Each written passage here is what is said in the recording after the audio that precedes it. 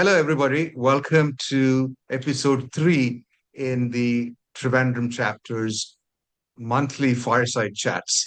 Today, I have with me Dr. Rajashree, whom I will introduce in a minute. But before that, let me just give you an idea of the process we're going to follow.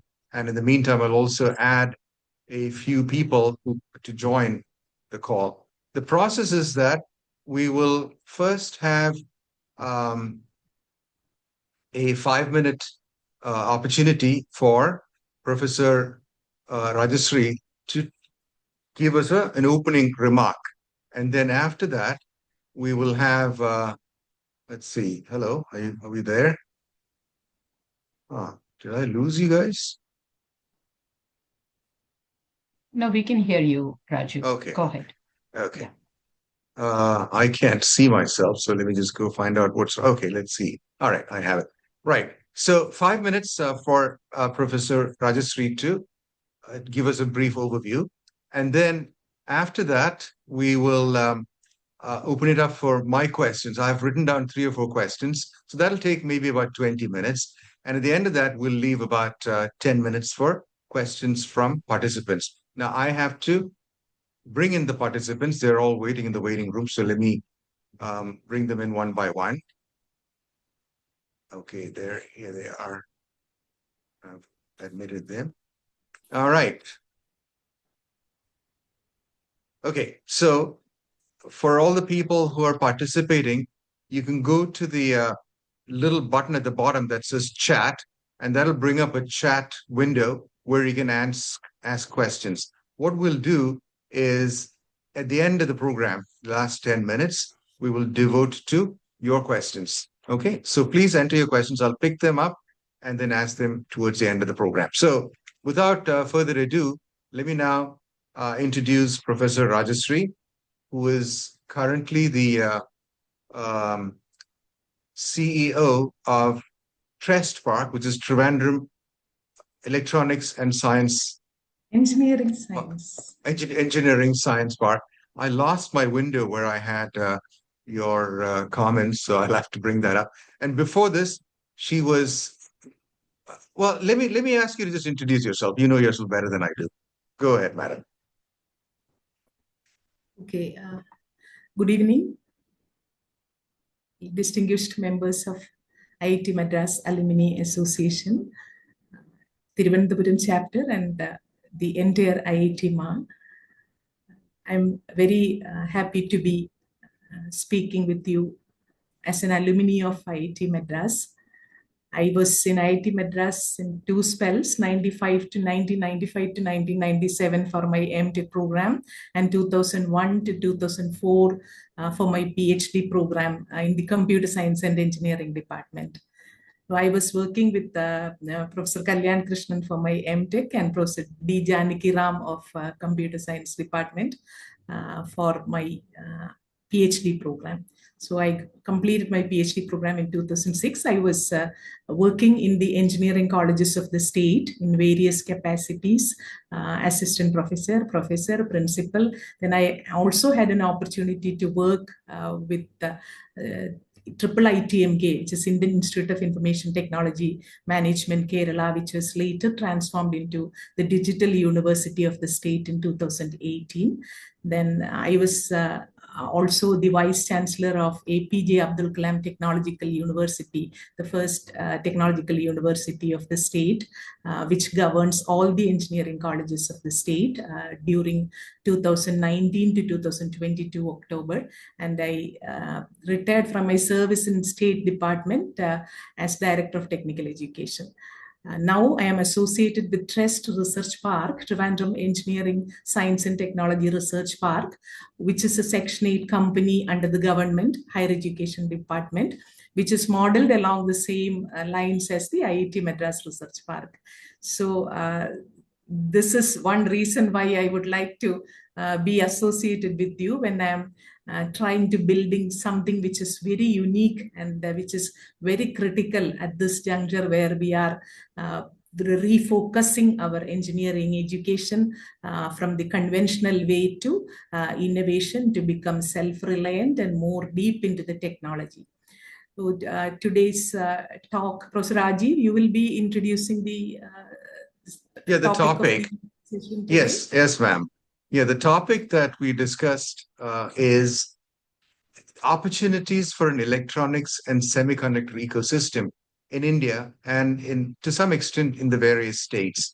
And the question that really we would like to touch upon, maybe not answer fully, is if you look around, you see these two behemoths. You see the United States and China as dominating electronics and in particular semiconductors. Now, what can India do? Where are we? We've talked a lot about it in various contexts, but what is happening on the ground? So, what I'm hoping that you'll be able to do, madam, is to bring to this audience some information about various aspects of the semiconductor program. So let me just ask you one or two questions and to kick this off. One is there is the India semiconductor vision or mission, right? So there are a number of initiatives that are going on under the scheme by the private sector as well. So what has been actually created on the ground? And can you talk a little bit about some of the projects that are under this India Semiconductor Mission? And importantly, can you also talk about when some of the results will be available? Because we want to see that the stuff coming out of India very soon as well. So if you could just touch upon the India Semiconductor Mission and when we can expect some output from that, that'd be great, madam. So the overall mission is to make India a self-reliant ecosystem for semiconductor design and manufacturing.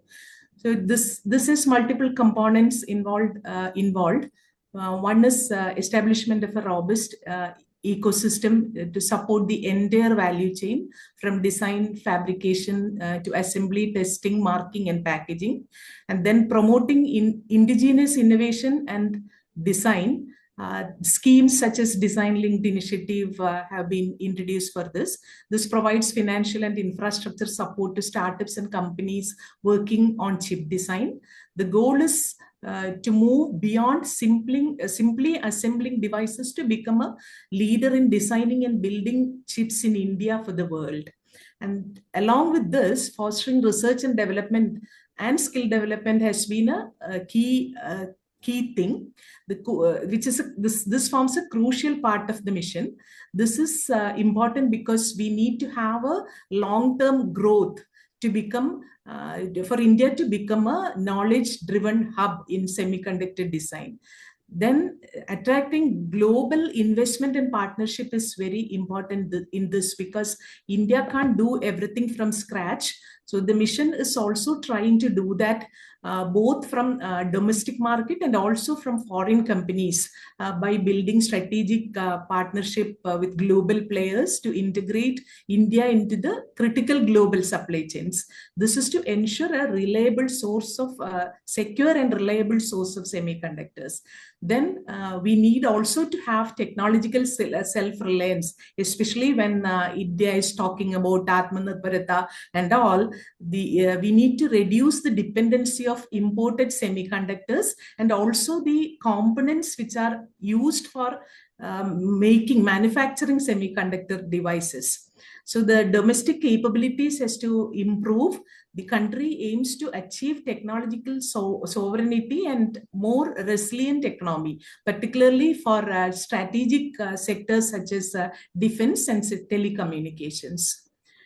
Yeah, you touched upon the supply chain, madam, if I may interrupt. Yeah. We need to have a supply chain in India that's pretty much independent of China and maybe others. And I believe there is the electronics component manufacturing scheme that's planning to bring an entire indigenous supply chain. Can you say a little bit about that? Yeah, that scheme is also in alignment with the scheme for promotion of manufacturing of electronic components and semiconductor specs. It is called, and it is a key component in the component manufacturing push. Then this follows the electronics manufacturing clusters, which was a success previously. So this is to strengthen the domestic supply chain and reduce dependence on imports from countries such as China.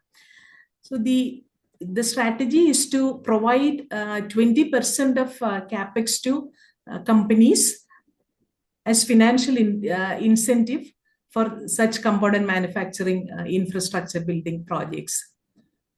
That's like the PLI, isn't it? Somewhat like the Yeah, PLI? Yeah. yeah, Okay. So you actually are incentivizing entities to do capex by offering an yeah. incentive of 25%. Okay. Now, to broaden the perspective a little bit, see, we've heard a lot about the problems that Indian IT companies are facing in the wake of, the H-1B fees and also losses to generative AI type mechanisms, job losses to that. So, um, do you think that it's possible that semiconductors and electronics can really come to the rescue of the Indian IT, to define it broadly, including electronics? Will that happen? Is that a likelihood here? Yeah, that's a very valid question in this discussion because it is very likely that this increase in H-1B visa fees is going to have a counterbalance because many IT companies, especially service companies, outsource our Yeah, talent to US and other countries. So this is going to become a major overhead for them, for their resources. So it is very likely that they will have alternate strategies uh, for addressing this issue, for mitigating this issue, like having use of generative AI or something like that. And this gives us an opportunity to convert our specialized IT talent into semiconductor design. Though I said it so, it's not something that we can achieve very easily because in semiconductor chip design and all, the talent is not as easy to be built as IT talent, where you learn some tools and then become competent to build systems for the enterprise and all. So that is where the critical difficulty is coming in, where we have to have very deep subject knowledge and also the laboratories for doing this. Then the EDA tools, electronic design and automation tools, which are very costly, where the design incentive becomes very useful for these capacity building initiatives. So it is right. very much possible for us to have the job losses due to generative AI be Be balanced by mitigated. aligning our IT Yeah. workforce to semiconductor related jobs such as fab, ATMT, and design jobs. Well, you mentioned design. Now, if I'm Yeah. not mistaken, something like 20% of the world's semiconductor designers are in India. Now, as you said, turning that into manufacturing and fabs may be pretty hard. So, should India continue to focus on just fabless designs?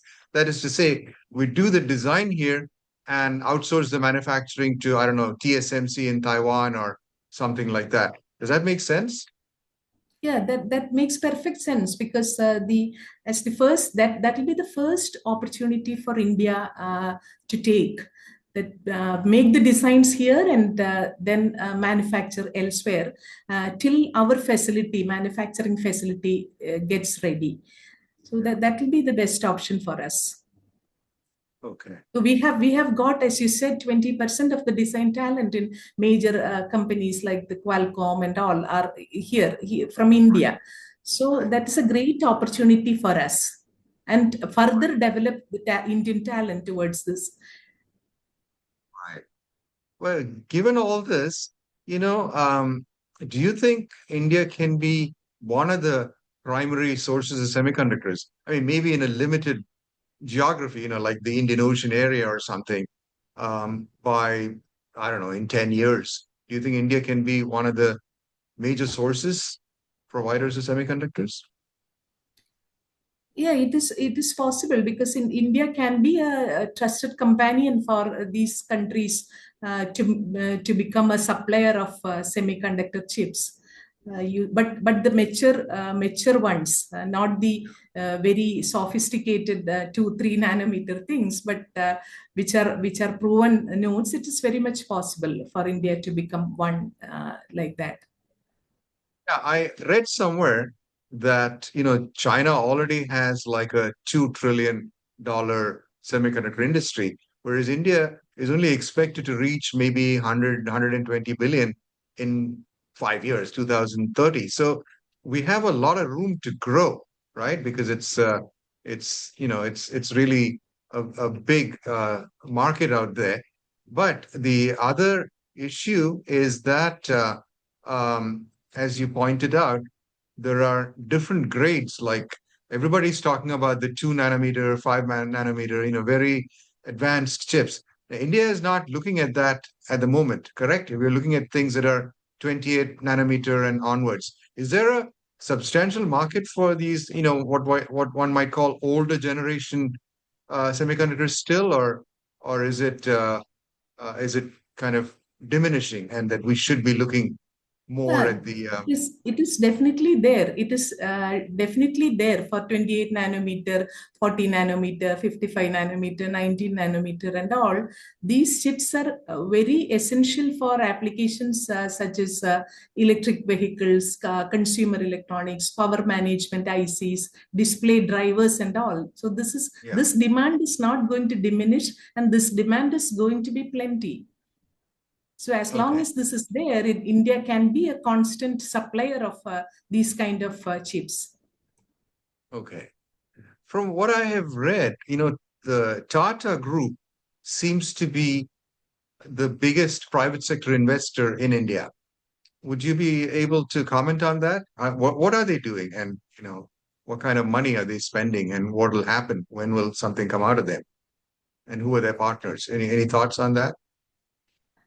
Yeah, we have three major three major projects that are coming in India as part of India Semiconductor Mission. The first one is going to be these three. Two of them are in Gujarat and one is in Assam. So Tata is in different ways. Tata is participating in these projects, and also in Karnataka. Karnataka also there is a project coming up, which is again as part of DLI.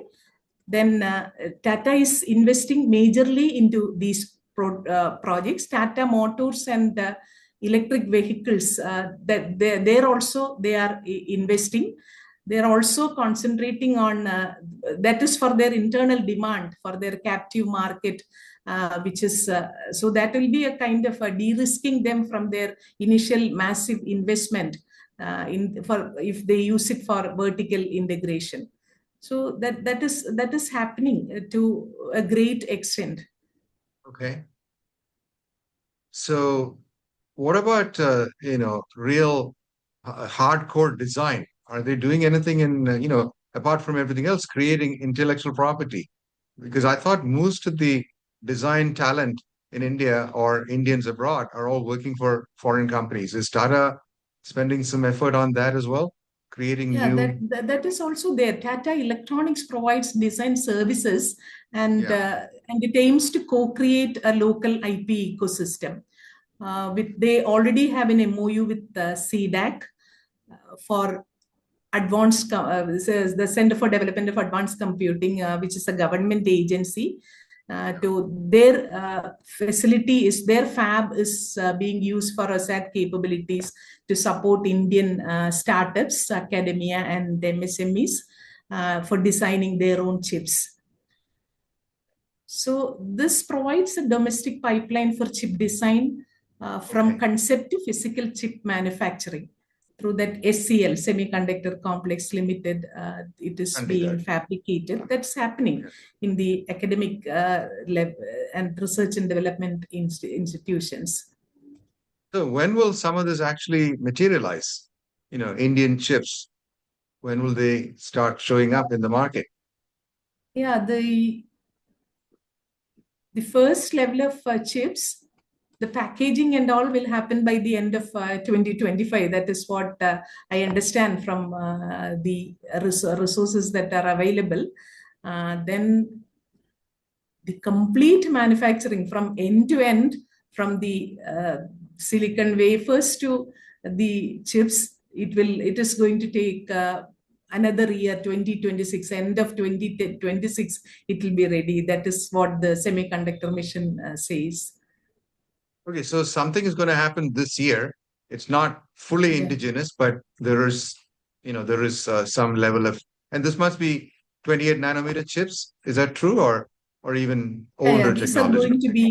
These are going to be 28 nanometer chips. Okay, so mature nodes. Mature nodes. Yeah. Right.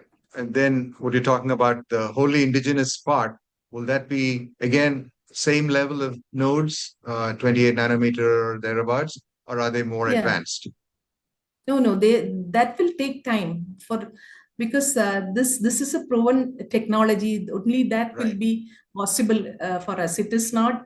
We can't imagine India competing with Taiwan for 2 or 3 nanometer chip. But I believe the strategy will have to be like provide 80% chips for the world in a resilient way, using proven technology and then nodes which are proven. Right. Okay. For those who are listening, please go ahead and ask any specific questions because I've got about, I think, a few minutes left where we can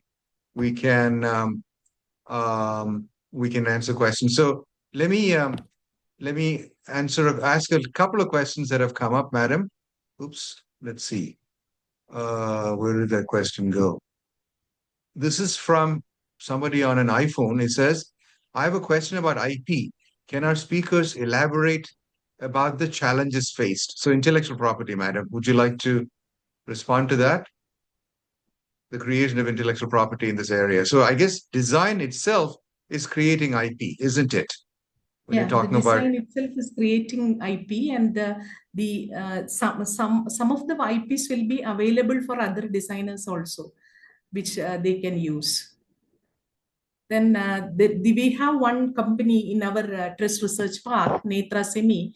Their chip is, this is an Edge EUI chip. So the chip is a bundle of their own IPs. So they work on the... Can you talk a little bit about the DLI program? Because everybody's heard of the PLI. You just mentioned Netra, or is it Netra? One of the two, right? So they have a design-linked incentive program. They're a winner in that. Can you elaborate on that a little bit? So this will be like providing the EDA tools from major tool vendors like Cadence, Synopsys, etc., free of cost to the startups who are in the design of chips, semiconductor chips. That's what this is about. And also academia is promoted to be part of this project. They can submit projects to MIT in association with the company which is into semiconductor chip design. And then our college of engineering Trivandrum is a recipient of this project. Is called Chip to Startup, which has been of immense help to for academia to get into chip design, because for institutions the budget and all will not be sufficient for subscribing these EDA tools, which are for various purposes. These tools are there. The entire design can be fabless, and only the final fabrication of the chips can go to foundries. The rest of the things can be done completely in-house. The entire life cycle of design and development. That's a lot of intellectual property, right? There's a lot of IP that they create. Okay. Now, Vijay Kumar asked a specific question. Which software tools do you suggest for fabless design or for OSAT? Any thoughts on that? So many of the tools are from Synopsys. They have, I will not be able to name the software tool. Cadence, Synopsys, and these companies provide very specific tools for all these applications. They are collectively called EDA tools, and CDAC facilitates access to these tools for academia and also for startups. Startups can directly apply to MIT for access to these tools. These will be provided free of cost to startups. That's what's happening. And this Netra Semi was the beneficiary of all these schemes supported Okay. by the government. And more than that, we also need testing facilities, instrumentation labs with electronic equipments, costly or oscilloscopes and things like that. Those also should be made available for these kind of startups to easily work on. In their early stages, they will not be able to get all these equipments on their own, electronic equipments. So this facility, along with these tools, will be a great value add for interesting students and startups to work on this. And there In are that many context, problems. yeah. In that Yes. context, so please continue. I thought you had finished. Please continue. Yeah, the company I mentioned about, this Netra Semi, they are working on edge intelligence, I said, which means a camera will have an intelligent chip. So the processing can also happen in that chip without it going to the network and consuming bandwidth and all that. So everything happens very quickly, intelligence at the edge devices.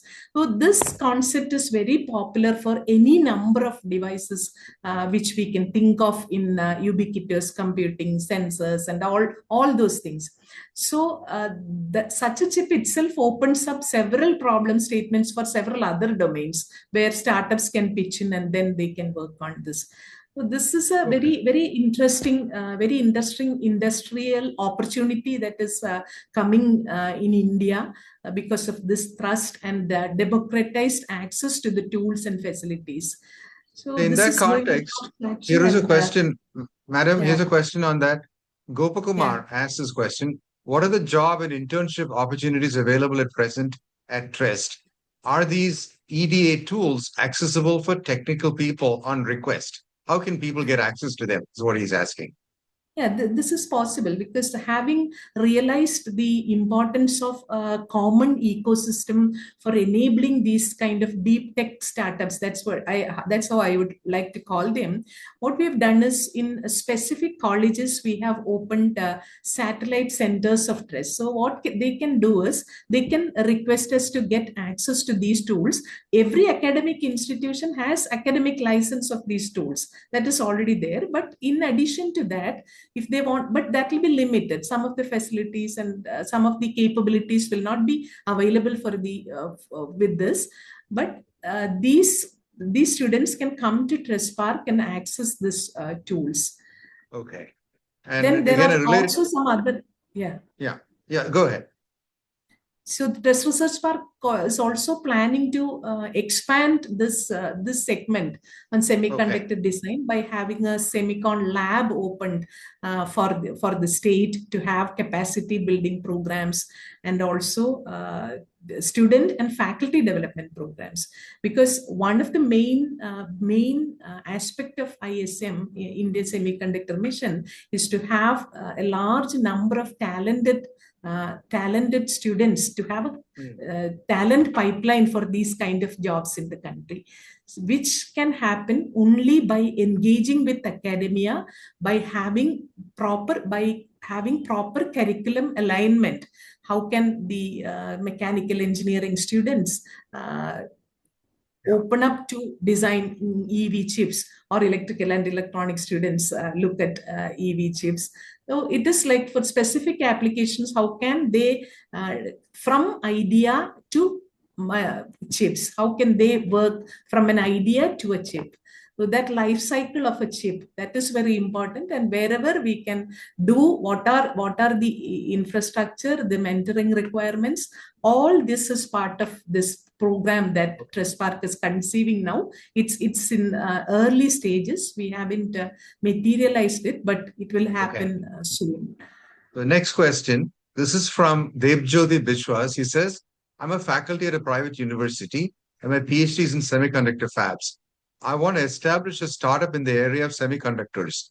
As a very small startup founder without huge backing, what area would you suggest?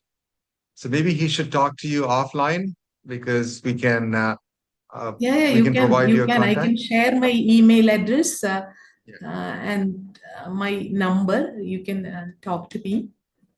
Yeah, If can you you are just interested, you can come and set up a company in Trust Park itself. press At, bar? Can you just share your email ID right now, madam?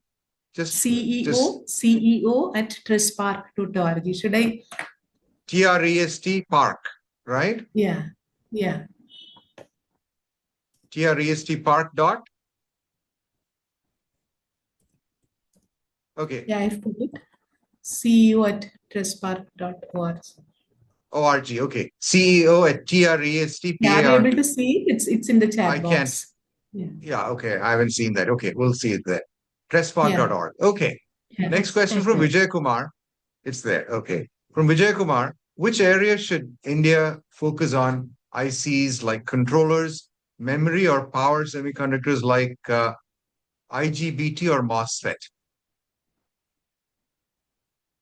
Do you have any response to that from Vijay Kumar, madam? It is, see, in the facility that we are establishing now, they are focusing more on the power chips. Okay. Next question from Mr. Karmachandran. Why was India a late entry into the development of semiconductors? Yeah. Tough Maybe question. after IT services, and Yeah. we we never thought that this is not going to be a resilient economic booster for India. So we have Yeah, I been after. remember. Yeah, I remember how Intel wanted to set up a fab in India and we Yeah. just sat on it. So they moved to Malaysia. So I think it's just been, bad strategy on the part of the government. Okay, Yeah. next question from Ramesh Waswani. What sectors of local manufacturing will be catered to by our chip producers and how much forex will we save? So I think the answer is it's pretty broad, right? Yeah, I think it is defense, pretty broad. definitely. Yeah. Right, Yes, we can have healthcare, medical instruments, because it is right. not only it's a lot of computing at the edge. That's what we are Right. looking for. If there is Okay. a doctor using a device and then there is a database somewhere, then going computing or computing something and giving the results. Yeah. But it's not like that. Intelligence at the edge and computing at the edge is going to make a very, very fundamental difference. Then in EV, then space vehicles, any number of applications that you can think of. Okay. We see, once we used to think like a hardware which is general purpose and software special purpose on that. Now we can have a way of thinking it the other way. We have everything in silicon. Okay. I have 2 minutes left on the clock. So let me ask a question from Dr. Subramaniam.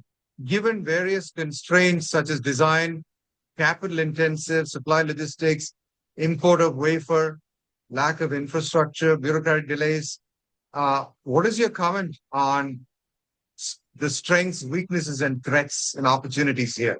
That's a large question, isn't it?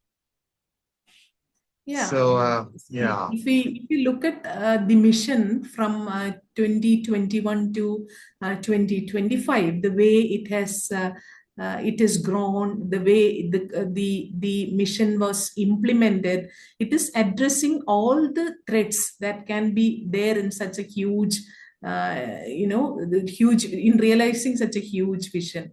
So it is not that, and also the right strategy to put it. It's not competing with what a country like Taiwan, which has been into this for several decades, doing, but have something which India can afford to start with. And then at the research and development level, there are projects in major institutions of national eminence, which is looking at chips at very nano scale and all. That is how the whole scheme is positioned. So okay, madam, I think we're just about out of time. Yeah. I'm sorry. I just wanted to make a comment here that came from Rohan. He says, I'd like to bring your attention to our inaugural sports meet happening at the end of October. IIT MA is sponsoring that. So with that, I think we're pretty much totally out of time. And I would like to thank you and all the participants for being here. Rohan says there's a variety of games and sports such as bridge, chess, etc.